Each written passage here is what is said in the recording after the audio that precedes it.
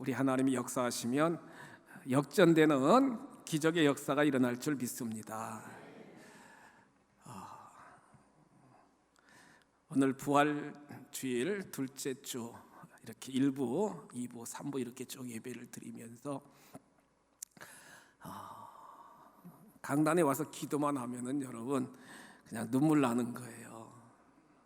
왜냐고요? 하나님의 은혜가 감사해서요. 선교 비전 센터도 하나님 은총 가운데 잘 준공 허가가 났고, 또 우리 주차장 모든 것도 잘 우리가 정비되었고, 여러분들을 위해서 제가 목회 서신도 이렇게 이제 쭉 보내드리고 했는데, 매주마다 주일 예배 회복이 100여 명 매주마다 더 이상씩 이렇게 회복되는 모습을 보면서 참 감사하다.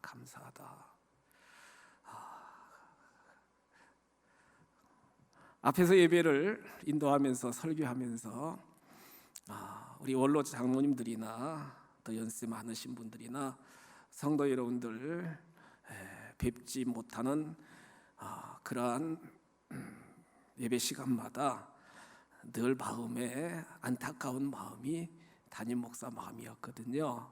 오늘 우리 원로 장로님들도 이렇게 많이 오셨고, 또 그동안 집에서 영상 예배 드렸던 우리 성도님들도 많이 오셨는데, 날마다 때마다 주님께서 지켜주시고 보호하시고 역사해 주실 줄 믿습니다. 오늘 말씀처럼 우리 주님이 여러분들에게 참된 힘과 안식과 평강으로 충만하게 은혜를 베풀어 주시기를 주님의 이름으로 축복합니다. 아름다운 103가지 이야기라고 하는 책에 나오는 내용이거든요. 한 가정을 이끌어가는 가장이 직장에서 이렇게 쫓겨나게 되게 되었습니다. 실직을 하게 되었어요. 단독 이렇게 주택에서 지내게 되었는데, 오래된 집입니다. 너무너무나 가난하고 경제적인 여유가 없으니까 지붕이 여러분 많이 망가져도 제대로 수리를 할 수가 없는 거예요. 형편이 너무 어려우니까. 어느 날 비가 옵니다. 저녁 때쯤 돼가지고 비가 이렇게 쭉 오는데 그 아버지가 집을 나가는 거예요. 잠깐 다녀오겠다고 집을 나가는 거예요. 저녁 시간이 되고 밤이 돼도 아버지가 돌아오지 않으니까 그 아내와 아들이 이제 남편을 찾으러 이제 저 밖에 나가서 곳곳을 찾아다녀도 볼 수가 없는 거예요.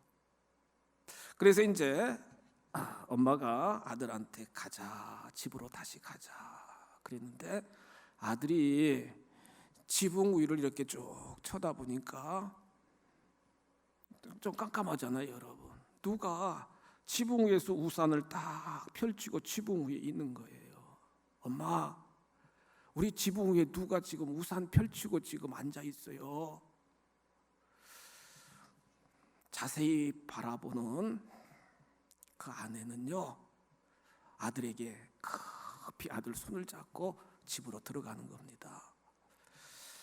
아들아, 아버지가 형편이 안 돼가지고 지붕 수리 못하니까, 비가 내리니까 안방에 물이 뚝뚝 떨어지니까 우리 가족들 편안하게 잘 잘 수 있도록 지금 지붕 위에서 우산을 받치고 있구나.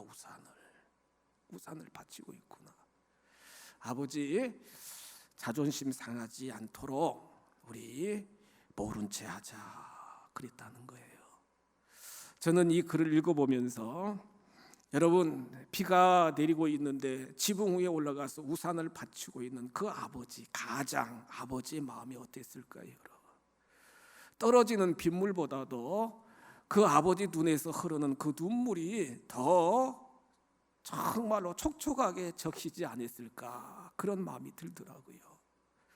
삶을 살아가면서 가정을 책임지고 또한 교회 곳곳 여러 영역에서 또한 회사 여러 사업장에서 저희들이 삶을 살아가면서 우리를 짓누르는 많은 무거운 짐, 수고의 짐들이 참 많이 있다는 거예요. 지금 이 시간 예배드리는 성도 여러분들 마음속에도, 여러분들의 삶 속에도 여러분들을 계속 누르고 있는 많은 짐 속에 여러분들이 삶을 살아가고 있을 것입니다. 이 짐은 회피하려고 해도 회피되는 것이 아니고, 모른 채 한다고 사라지는 것도 아니고, 계속 무거운 짐이 인생을 짓누르는 경우들이 참 많이 있다는 거예요. 영국의 개신교 목회자이면서 신학 박사인 오스왈드 챔버스 박사는 우리 인간들이 삶을 살아가면서 짊어지는 짐의 양태가 세 가지인데, 첫 번째가 육신의 짐이라는 거예요. 육신의 짐. 그래서 요즘처럼 여러 가지 경제적으로 어려울 때 물질의 짐이 계속 우리를 억누르고 있고, 그렇잖아요. 물질의 짐이.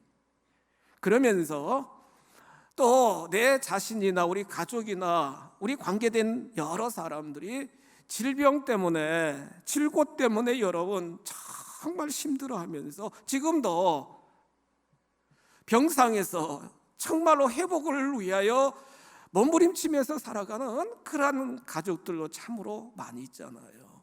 엊그제 새벽에 전화가 왔어요.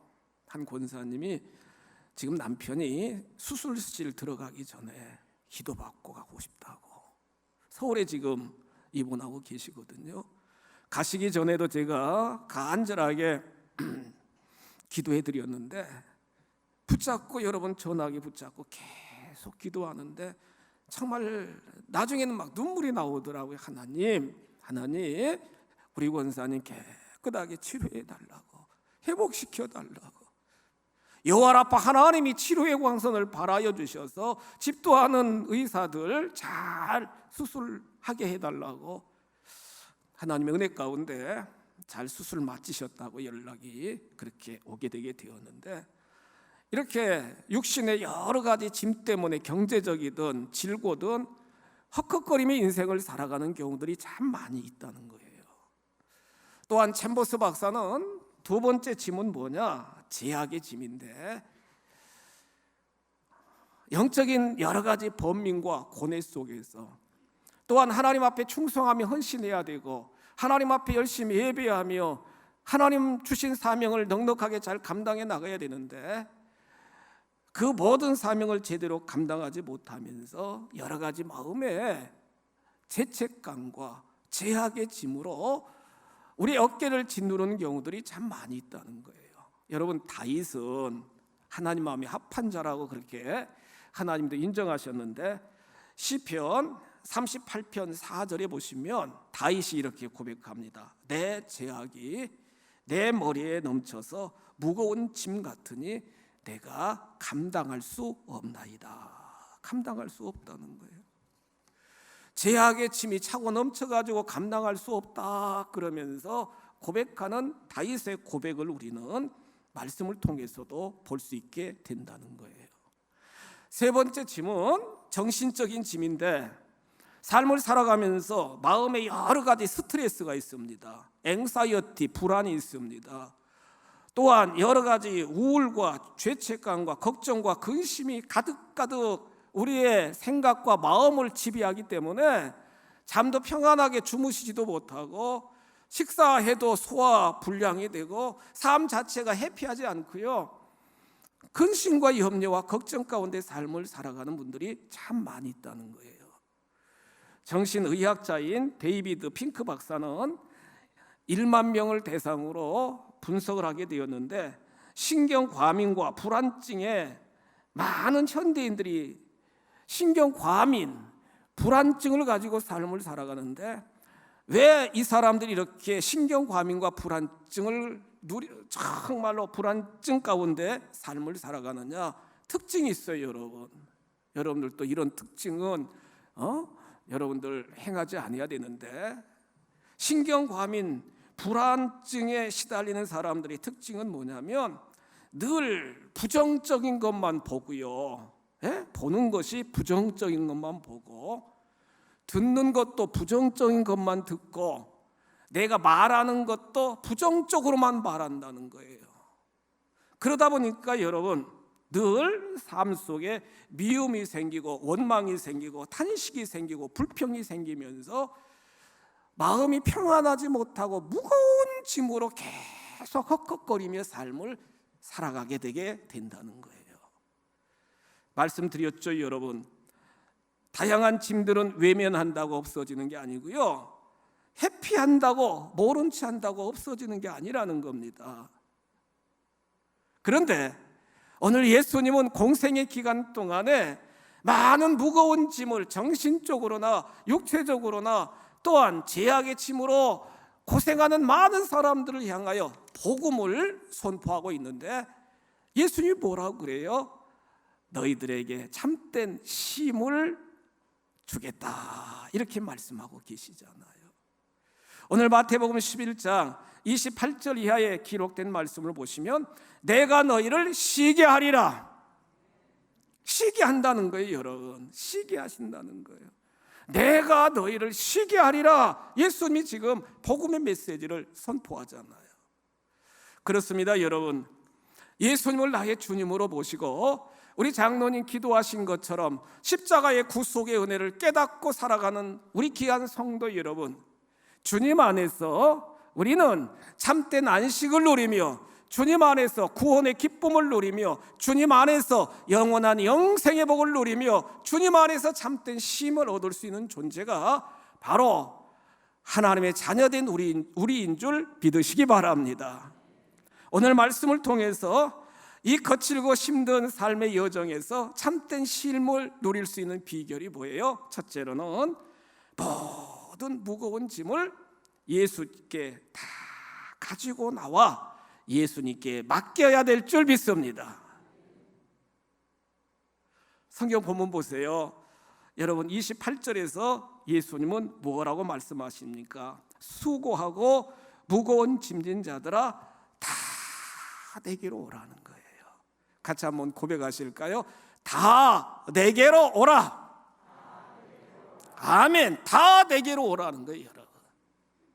누구나 할 것 없이 삶의 여정에서 수고와 무거운 짐을 짊어지고 헉헉거리며 인생을 살아가는 모든 인생들은 다 내게로 오라는 겁니다, 여러분. 주님의 말씀입니다. 주님께로 다 오라는 겁니다, 여러분. 예수님 당시에 많은 바리새인들, 종교 지도자들은 나름대로 여러분 자기들이 하나님을 잘 섬긴다 생각하면서 규례와 법도 율법을 만들어 가지고요, 철저하게 그 율법 안에 율법을 지켜야만, 규례를 지켜야만 참된 구원이 있음을 그들은 강조하게 되었다는 거예요. 제가 이 말씀을 묵상하면서 이 수고하다라고 하는 원어를 살펴보니까 수동태가 아니라 능동태예요, 여러분. 그래서 이 수고를 내 스스로가 어떤 일들을 만들고 내 스스로가 어떤 생각을 하고 내 스스로가 어떤 프레임 틀을 짜가지고 여러분 그 안에 나를 집어넣어가지고 내가 겪는 그러한 모든 짐들이 바로 수고와 무거운 짐들이라는 거예요. 많은 바리새인들은 나름대로 여러분 613개 규례와 법도 율법을 만들어가지고 그걸 철저히 지킨다고, 그게 여러분 어떻게 보면은 그 율법이, 규례와 법도가 그들에게 참된 안식을 주는 게 아니라 그들을 구속하고 그들을 억압하고 그들을 힘들게 했던 율법이었던 걸 우리는 말씀을 통해 볼 수 있게 되는 거거든요. 여러분, 우리 주님은 우리를 사랑하십니다. 아멘. 사랑하십니다, 여러분. 우리가 삶을 살아가면서 무거운 짐으로 여러 가지 불안 가운데, 여러 가지 스트레스 가운데 헉헉거리면서 인생을 살아가기를 기뻐하는 분이 아니시라는 거예요. 우리에게 샬롬 평강을 주시고 우리에게 기쁨을 주시고 우리에게 행복을 주시고 우리에게 진정한 영생의 복을 주시는 분이 주 예수 그리스도이십니다. 예수님께 어떤 무거운 수고스러운 모든 것이 있다 할지라도 주님 앞에 다 가지고 나와 주님께 맡기시면 주님이 보시고 주님이 아시고 주님이 들으시고 응답하여 주시는 줄 믿습니다. 매주 수요일마다 우리가 수요 예배 설교 전에 간증을 쭉 하게 되는데, 우리 성도 여러분들 간증을 들으면서 담임 목사인 제 자신도 참 은혜가 돼요. 사실은요, 지난주 수요일 날 우리 김 집사님이 저 위에 지금 예배 드리고 계신데, 김 집사님이 간증하셨잖아요. 사랑하는 아들을 놓고 기도했잖아요. 우리 아들이 지금 여기 와서 같이 예배를 드리고 있는데, 아들을 놓고 아빠와 엄마가 작정하고 새벽마다 아들을 놓고 여러분 작정하여 하나님 앞에 기도하였다는 거예요. 새벽에 두 대가 직장 생활하거든요. 그렇게 피곤한데도 새벽에 나와가지고 우리 지하 새벽 기도실에서 우리 새벽 인도할 때 완전히 부복하고요. 여러분, 이 온몸이 다 바닥에 그냥 완전히 엎드려져 가지고 아들들을 위하여, 가족들을 위하여 눈물로 기도하는 거예요. 기도하는 거예요. 자세한 간증은 홈페이지에 있으니까 여러분들 들어보세요. 여러분, 깨닫게 된 건 아들의 모든 삶도 하나님의 주권 아래 있고, 부모들은 자식을 위하여 기도하고 하나님께 맡기면 하나님이 역사해 주신다는 그러한 강한 신뢰심과 믿음이 있어가지고 하나님께 모든 걸 맡기고 더 기도하고 사랑하는 아들을 위하여 더 격려하고 지지해 주니까 우리 사랑하는 아들들이 건강하게 회복되고요, 정말 공부도 잘 할 수 있도록 역사해 주셨다는 거예요.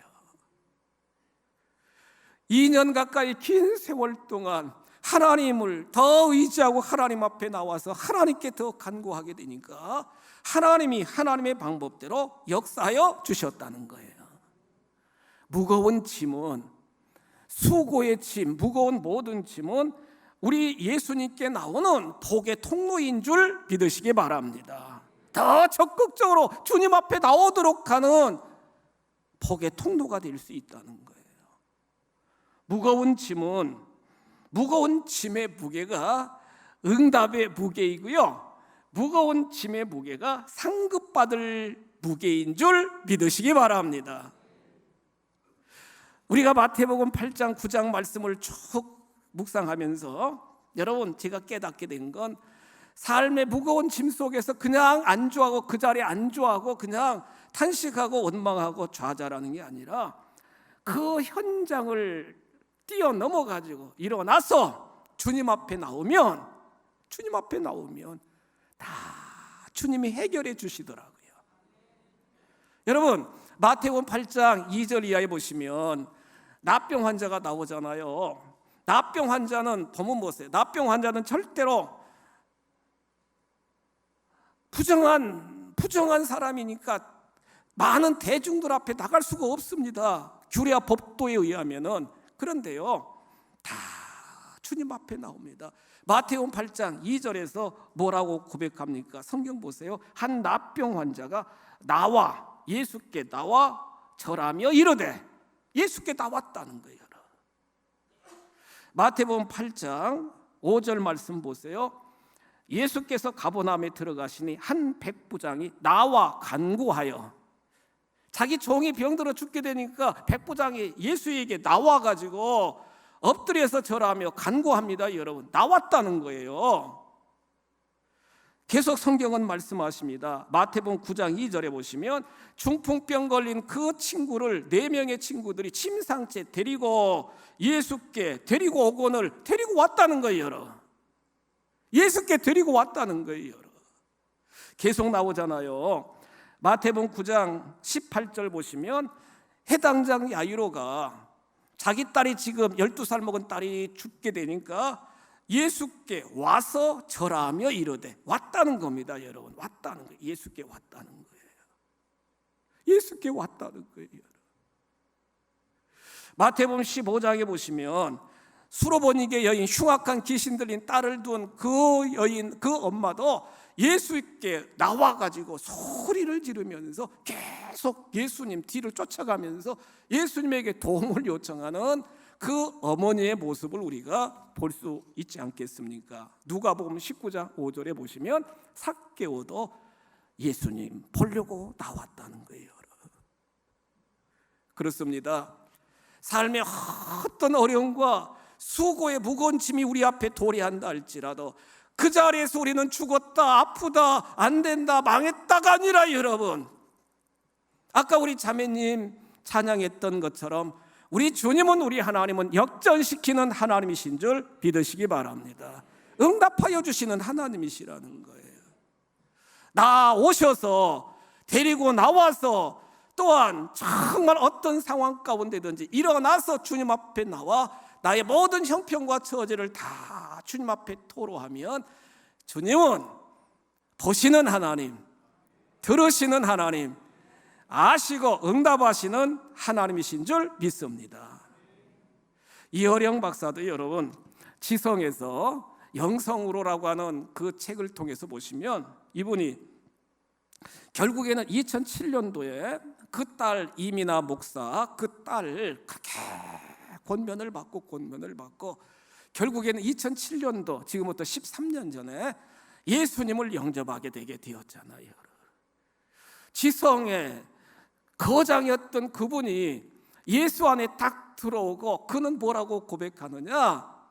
정말 예수 안에, 믿음 안에 거하게 되게 되니까 삶의 진정한 행복을 느끼게 되고 천국에 대한 소망을 갖게 되게 되었다는 거예요. 참된 안식을 누릴 수 있게 되게 되었다는 거예요.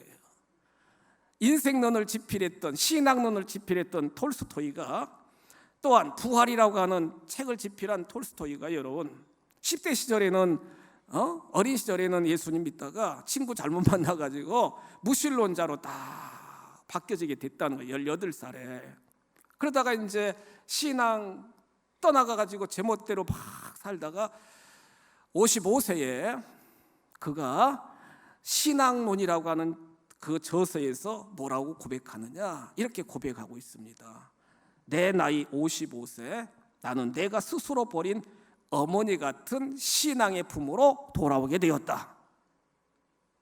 단순히 종교로 돌아온 것이 아니라 나의 구주인 예수 그리스도에게로 돌아왔다. 예수 안에서 참된 안식과 참된 기쁨과 참된 평안을 누릴 수 있게 되게 되었다.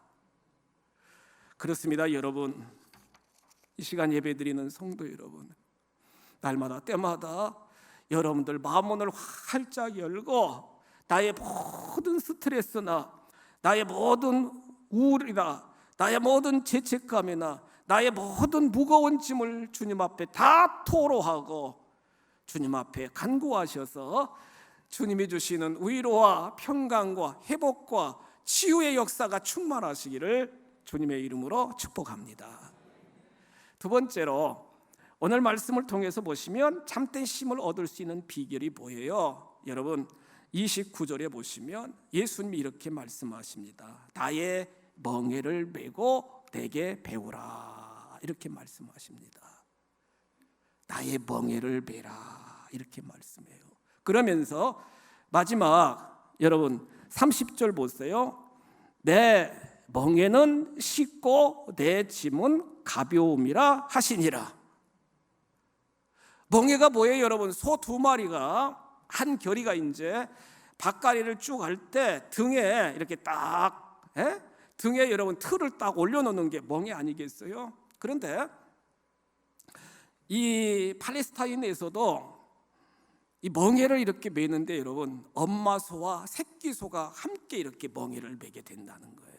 우리 앞에 우리 이권사님하고 우리 이삭이 이렇게 이제 쭉 엄마 아빠 이렇게 앉아 있는데, 엄마하고 아들이 앉아 있는데 엄마 소하고 아기 소가 한 결이가 돼가지고요, 한 쌍이 돼가지고 멍에를 딱 걸치고 이랴 밭갈이도 하고 여러 농경지도 이렇게 정말 개간한다는 겁니다. 근데 여러분 생각해 보세요. 엄마 소가 힘들겠어요? 송아지가 힘들겠어요? 엄마 소가 힘들잖아요. 그냥 새끼는 엄마와 같이 그 멍에 속에 딱 들어가서 그냥 따라가기만 하면 되는 거예요, 여러분. 따라가기만 하면 되는 거예요. 따라가기만 하면 되는 거예요, 여러분. 다 앞에 방향 설정하고 끌고 가고 모든 건 다 엄마 속 하는 거예요, 여러분. 우리 주님이 자녀인 우리들 어떤 인생의 짐도 여러분 우리 홀로 지고 가도록 버려두지 아니하시고 함께 우리 하나님이, 우리 주님이 짊어지고 가시는 줄 믿으시기 바랍니다. 십자가까지 짊어지신 주님은요, 나의 모든 인생의 짐을 주님이 같이 짊어지고 가시겠다, 같이 멍에를 메라, 이렇게 말씀하고 계시잖아요. 그렇습니다. 주님은, 성령 하나님은 절대로 떠나지 아니하시고 함께 하시는 줄 믿으시기 바랍니다. 창세기 39장 2절 말씀에 17살 되어가지고 팔려갔던 요셉인데 보디발 집에 팔려갔잖아요. 종로로 타다나요. 그런데 창세기 39장 2절에서 뭐라고 말씀하십니까? 하나님이, 여호와께서 요셉과 함께 하심으로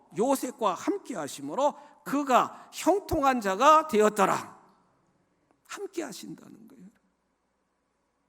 하나님이 요셉을 선택하여 주셔서 결국에는 훌륭한 생명의 부양자로 하나님이 만들어 가시는데, 늘 보디발 집의 종로로 다던 창세기 39장 21절 이하에 보시면 감옥에 갇혀 있는데도 하나님이 함께 하신다는 거예요. 하나님이 함께 요셉의 멍에를 함께 짊어지고 여러분 인생의 여정을 섭리하시고 경영해 나가 주신다는 거예요. 결국에 요셉은 하나님이 함께 하심으로 나이 30에 총리가 되었고 결혼하였고 사분합반이야 생명의 부양자가 되어 가족을 살리고 민족을 살리고 나라를 살리고 이웃 모든 지역까지 살리는 위대한 역사를 우리는 말씀을 통해 볼 수 있게 된다는 거예요. 출애굽기 3장 12절에서 두려움 가운데 있었던 모세에게 하나님이 말씀하십니다. 모세야, 내가 반드시 너와 함께 할 것이다. 모세와 함께 하겠다는 거예요. 하나님과 함께 멍에를 짊어지고 광야의 여정을, 지도자로 삶을 살아가는 모세, 여러분 지도자의 삶은 보통 힘든 게 아니잖아요. 여러분.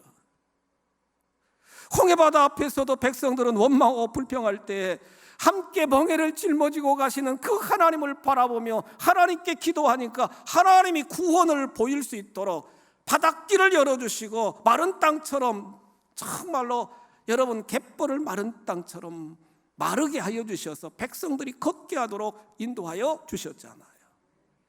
쓴물 앞에서 다들 쓰다고 원망 불평할 때 함께 멍에를 짊어지고 가시는 그 하나님, 반드시 함께 하시겠다고 말씀하셨으니까 그 하나님을 의지하며 하나님께 도움을 요청하니까 나뭇가지를 잘라 우물에 던지니까 쓴물이 단물되도록 역사해 주신 아버지 하나님. 신광야에서 양식이 다 떨어졌을 때 백성들은 또 원망 불평합니다. 함께 하시면서 멍에를 짊어지고 가시는 그 하나님께 모세가 기도하니까 하나님이 만나를 주셔서, 하나님이 주시면 여러분 한 번에 해결되는 줄 믿습니다. 단번에 순식간에 해결된다고 여러분. 풍성하게 하나님이 역사해 주시잖아요. 느비등 광야에서 목마르다고, 느비등 광야에서 아말렉이 쳐들어온다고 막 원망하고 불평할 때, 죽겠다고 할 때 모세는 함께 멍에를 메고 가시는 그 하나님께 기도하니까 하나님이 해결하여 주셨다는 거예요. 믿음의 성도 여러분, 우리는 혼자가 아닙니다. 날마다 때마다 우리 하나님이 함께 계시고 주님이 우리와 함께 계시고 성령 하나님이 도우신 줄 믿으시기 바랍니다. 날마다 때마다 주님께 나오셔서 함께 하시는 멍에를 짊어지시는 주님 앞에 다 간구하시면 주님이 해결하여 주신다는 거예요. 마지막으로 오늘 성경 본문에 보시면 29절에 보시면 참된 힘을 얻으며 삶을 살아갈 수 있는 놀라운 비결이 있는데 예수님의 성품을 본받아야 된다는 거예요. 나는 마음이 뭐하다고 그랬어요? 온유하고 나는 마음이 뭐하다고 그랬어요? 겸손하다는 거예요. 삶의 영역 속에서 성도 여러분, 영역 속에서 정말 여러분들이 진정한 평강과 쉼을 얻으며 삶을 살아가기 위해서는 예수님의 마음처럼 온유한 마음을 소유해야 되겠고, 내 자신을 막 주장하고 내 자신이 높아지는 자기 고향이 아니라 겸손하게 낮아지면서 함께 더불어서 그리스도의 문화를 경작하며 하나님 나라를 세워갈 수 있는 예수의 성품, 예수의 마음을 실천하는 자세가 참 중요하다는 거예요. 여기서 온유는요, 여러분, 온유는 내가 능력이 없어가지고 내가 약해지는 게 아니라 능력도 있고 재능도 있고 모든 것도 겸비되어 있지만 상대방을 배려하면서 내 자신을 낮추는 겁니다. 그러면서 관대함으로, 너그러움으로, 부드러움으로, 온화한 모습으로 대우해 주는 것이 바로 온유한 사람들의 삶의 모습이라는 거예요. 이렇게 온유와 겸손으로 옷을 입고 삶을 살아가면 관계가 다 화목해지면서 내 마음도 기쁘고 상대방도 다 평안해지니까 함께 마음의 천국을 누리는 삶을 영위해 나갈 수 있을 줄 믿습니다. 이 시간 나의 모든 무거운 짐, 수고의 모든 짐을 담당하시는 주님 앞에 다 맡겨버리고 어떤 상황 속에서도 주님이 나와 함께 멍에를 메고 가신다는 걸 확신하시면서 주님의 그 온유한 마음, 겸손한 마음, 용서와 사랑의 마음을 실천하셔서 우리들의 삶의 현장이 천국이요, 우리를 통하여 하나님 나라가 더욱 세워지는 큰 역사가 임하시기를 주님의 이름으로 축복합니다.